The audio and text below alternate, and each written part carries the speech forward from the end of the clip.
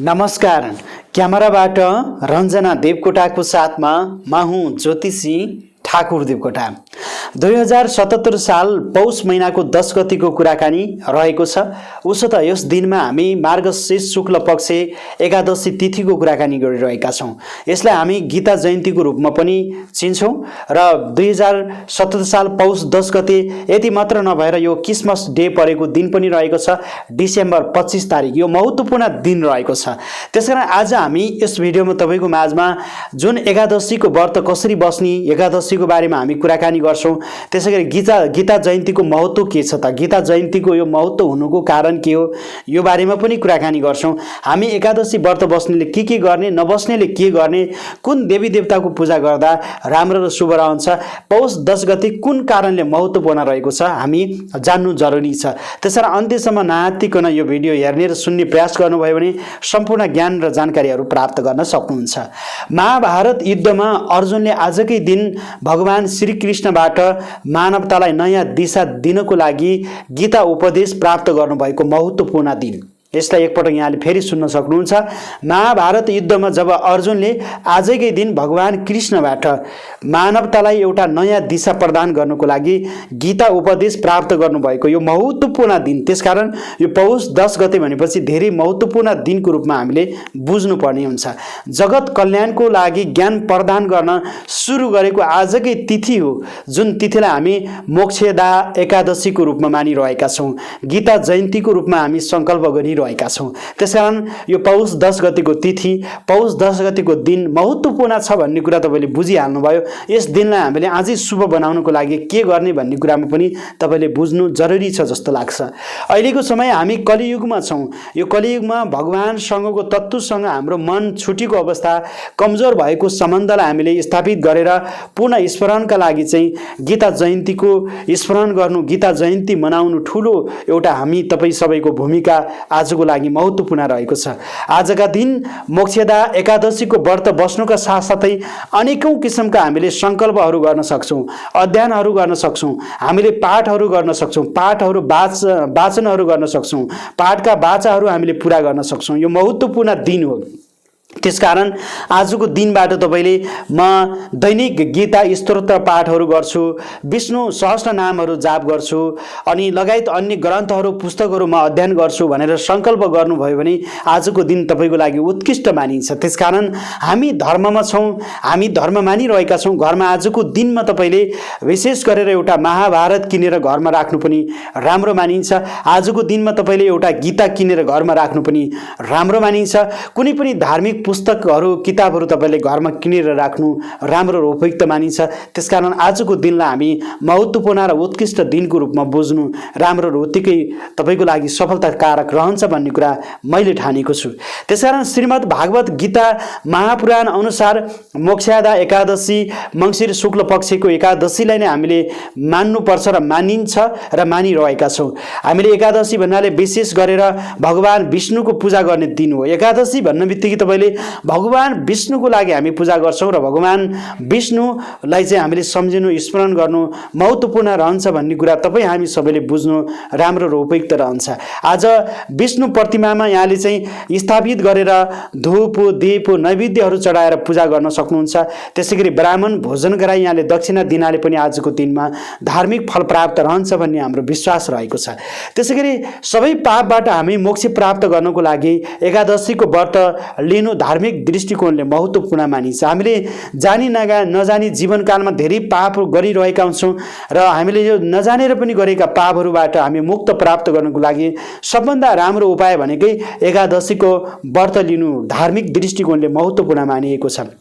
त्यसकारण विभिन्न पापबाट मोक्ष बनाउने भएको हुनाले नै यसलाई हामी विशेष गरेर मोक्षदा एकादशीको रूपमा हामीले मानिरहेको छौँ र यसलाई मोक्षदा एकादशी भनेको छौँ। हामीले हरेक दुःख पापबाट विशेष सफलता प्राप्त गर्नको लागि, मोक्ष रहनको लागि महत्त्वपूर्ण रहेको छ। मोक्षदा एकादशीको व्रत बसिसकेपछि हामी पूर्वजहरूले गरेका, हामीहरूले गरेका पापहरू सबै मुक्ति भएर स्वर्गमा पनि सजिलै बस्न पाइने भन्ने एउटा धार्मिक विश्वास रहेको छ। त्यसकारण आजको दिनमा हामीले पौष 10 गतिको दिनमा व्रत बस्नु, पूजा गर्नु तपाईँ हामी सबैको लागि यो महत्त्वपूर्ण दिनको रूपमा रहेको भन्ने कुरा यहाँहरूलाई जानकारी गराउन चाहन्छौँ। यस दिनमा विशेष गरेर यस धरतीमा भगवान कृष्णले द्वापर युगमा अर्जुनलाई निमित्त बनाएर विशेष गरेर त्यो युद्ध क्षेत्रमा श्रीमद् भागवत गीताको उपदेश दिएको दिनलाई हामी महत्त्वपूर्ण दिन मानिरहेका छौँ। त्यसकारण यो मार्गशीर्ष महिना भगवान कृष्णको महिना हो भनेर पनि हामीले बुझ्नु राम्रो र उपयुक्त रहन्छ। त्यसकारण मोक्षदा एकादशी, गीता जयन्ती एक महत्त्वपूर्ण दिन हो भनेर पनि बुझ्नु तपाईँ हाम्रो लागि महत्त्वपूर्ण दिन रहेको छ। पूजा कसरी गर्ने, के गर्ने भन्ने कुरा पनि हामीले जान्नु आफैमा पनि महत्त्वपूर्ण रहन्छ। एकादशी तिथि आफैमा महत्त्वपूर्ण तिथि हो। त्यसकारण तपाईँले एकादशीको दिनभन्दा अघिल्लो दिनमा आफू शुद्ध भोजनहरू गरिकन यहाँले अघिल्लो दिनबाट नै सङ्कल्प गरेर चाहिँ व्रतहरू बस्नु सक्नुहुन्छ र एकादशीको दिनमा बिहान सूर्य उदयभन्दा पहिले बिहान उठ्नु राम्रो हुन्छ र हरेक पूजा आजामा सूर्य उदयभन्दा पहिले उठेर यहाँले नित्य कर्महरू गरेर बिहान स्नान गर्ने कामहरू गर्नुहोला। सक्नुहुन्छ नजिकको गङ्गाजलहरूमा, खोला, नदी, तटमाहरू गएर स्नान गर्न सक्नुहुन्छ। त्यो पनि भ्याउनुहुन्न भने यहाँले घरमै गङ्गाजल सम्झेर, सागर सम्झेर, तलाउ सम्झेर यहाँले चाहिँ भगवानको सङ्कल्प लगेर भगवानको नाम जपेर स्नान गर्न सक्नुहुन्छ। यति काम गर्नुभयो भने पनि यहाँले चाहिँ अवश्य गङ्गामा गएर स्नान गरेर यहाँले फल प्राप्त गर्न सक्नुहुन्छ। त्यसपछि रह्यो यहाँले नयाँ वस्त्र धारण गर्नुहोला। नयाँ वस्त्र धारण गरिसकेपछि यहाँले चाहिँ विशेष गरेर सबै आफ्नो घरमा भएका देवी देवताहरूको पूजा गर्न सक्नुहुन्छ। यो दिनमा आफ्नो घरमा रहेका सबै देवी देवताको पूजा गर्नु उत्तिकै राम्रो र महत्त्वपूर्ण मानिन्छ। त्यसकारण यस दिनमा हामीले चाहिँ विशेष भगवानको घरमा चाहिँ स्थापित गरिरहेका छौँ। यहाँले आफ्ना पञ्चाङ्ग देवता, देवी देवताहरू सबै देवी देवताहरूलाई पूजा गर्नुहोला। हामीले एकादशी भन्ने बित्तिकै भगवान विष्णुको पूजा गर्नुपर्छ भन्ने कुरा तपाईँले बुझिसक्नु भएको छ। त्यसकारण त्यसैगरी दामोदर भगवानको पूजा गर्नु आजको दिन राम्रो मानिन्छ। बाल गोपालको पूजा गर्नु राम्रो मानिन्छ। लड्डु गोपालको पूजा गर्नु राम्रो मानिन्छ। आजको दिनमा कृष्णको फोटोहरू राख्नुहोला, कृष्णको पूजा गर्नु राम्रो मानिन्छ। आजको दिनमा यहाँले गीतालाई घरमा राख्नु र गीताको पुस्तकमा पूजा गर्नु राम्रो मानिन्छ। आजको दिनमा तपाईँले गीतामा पहेँलो फुलहरू चढाउन सक्नुहुन्छ, पहेँलो चन्दनहरू चढाउन सक्नुहुन्छ। यसरी पूजा गर्न सक्नुहुन्छ। धूप दीप प्रज्वलन गरी शङ्ख, घण्ट, तुलसी पत्र, त्यसै गरी यहाँले चाहिँ पहेँला फुल, विभिन्न किसिमका चाहिँ सेता फुलहरू चढाएर आजको दिनमा यो गीता जयन्तीको दिन परेको हुनाले श्रीमद् भागवत गीता तपाईँले घरमा राख्नुभयो भने पनि, पूजा गर्नुभयो भने पनि यहाँले थुप्रै फल प्राप्त गर्न सक्नुहुन्छ। यो महत्त्वपूर्ण दिन हो। पहेँला टीका, चन्दन, फूल, अक्षित, विभिन्न किसिमका मौसम अनुसारका फलफुलहरू चढाएर यहाँले आज पूजा गर्नुहोला।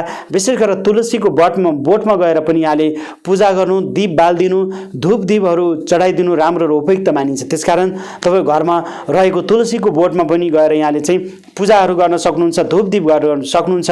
यो महत्त्वपूर्ण दिन हो। आज विशेष गरेर गीता उपदेशको पुस्तक सहित श्रीकृष्ण र वेदव्यासको पनि भक्तिपूर्वक पूजा गर्ने महत्त्वपूर्ण दिन रहेको छ। मोक्षदा एकादशीको व्रत बस्नको लागि अघिल्लो दिनदेखि नै अर्थात् यहाँले चाहिँ दशमीको दिनदेखि नै शुद्ध भएर नियमपूर्वक यहाँले जौको रोटी र मुगको दाल बनाई एक पटक मात्र यहाँले भोजन गर्नु राम्रो र उपयुक्त मानिएको छ। त्यसै गरी एकादशीको व्रत समाप्तपछि भोलिपल्ट यहाँले द्वादशीको दिनमा बिहानै स्नान गरेर एक छाक खाएर यहाँले भोजन गर्नु राम्रो मानिन्छ। विशेष गरेर एक छाक खाएर यहाँले चाहिँ उपवास बस्नु झन् राम्रो मानिन्छ। एकादशीका दिनमा भने यहाँले भगवानको पूजा आराधना गरी रात्रिको समयमा विभिन्न किसिमका गीताका श्लोकहरू वाचन गर्दै अथवा गीताका श्लोकहरू सुनेर जागराम बस्न सक्नुहुन्छ भने अति राम्रो मानिन्छ। गीताले अज्ञानताबाट ज्ञानतिर, अन्धकारबाट उज्यालोतिर, अन्धकारबाट मुक्तितिर मानवलाई चाहिँ मानव जीवनलाई समृद्धितिर सत्मार्गतर्फ लगिरहेको यो महत्त्वपूर्ण विशेष गरेर गीतालाई हामीले चाहिँ आजको दिनमा स्मरण गर्नु, गीता पाठ गर्नु राम्रो मानिन्छ। यसो गर्नाले मानव जीवनमा विचारको हाम्रो चाहिँ विशेष महत्त्वपूर्ण भूमिका रहन्छ। हाम्रो विचारले हाम्रो जीवन एउटा विश्वस्त रहन्छ र हाम्रो विचारले मानव जीवनलाई एउटा सर्जक रूपमा, संरक्षित रूपमा अगाडि लिन्छ। हामीले जानी गरेका गल्ती, पाप र दुष्प्रभावबाट हामी अगाडि बढ्न सक्छौँ र जीवन र जगतलाई सजिलै बुझ्नको लागि गीताको धेरै महत्त्वपूर्ण रहेको छ। यारे सम्पूर्ण व्यक्तिहरूले व्रत बस्न सक्नुहुन्छ राम्रो। यदि व्रत बस्न सक्नुहुन्न भने यहाँले पक्कै पनि गीता घरमा राख्नुहोस्, गीताको चाहिँ पक्कै पनि पूजाहरू गर्नुहोस्, गीतालाई स्मरण गर्नुहोस्, ढोकभेट गर्नुहोस्, गीताका केही वाक्यहरू भए पनि यहाँले चाहिँ वाचनहरू गर्नुहोस्, बोलाउनुहोस्, गीता भए पनि यहाँले चाहिँ सुन्ने काम गर्नुहोस्। यति गर्नुभयो भने अवश्य पुण्य फल प्राप्त गर्न सक्नुहुन्छ। र पौष 10 गतेको दिनबाट तपाईँले कुनै पनि पुस्तकहरू अध्ययन गरेर अगाडि बढ्न चाहनुहुन्छ भने आजको दिन धेरै महत्त्वपूर्ण दिन रहेको छ। यस दिनलाई महत्त्वपूर्ण दिनको रूपमा हामी सबैले मानिरहेका छौँ। आदरणीय दर्शकहरू, आजको जानकारी कस्तो लाग्यो? जस्तो लाग्यो त्यस्तै सल्लाह सुझाव र प्रतिक्रिया दिन सक्नुहुन्छ। ज्योतिष, वास्तु, धर्म र संस्कृति सम्बन्धी कुनै पनि जिज्ञासा छ, संसारको कुनै पनि ठाउँबाट आफ्नो फुर्सदको समयमा हामीलाई फोन गर्न सक्नुहुन्छ। हाम्रो मोबाइल नम्बर रहेको छ 9848844095, 98095 60557 मा फोन गर्न सक्नुहुन्छ।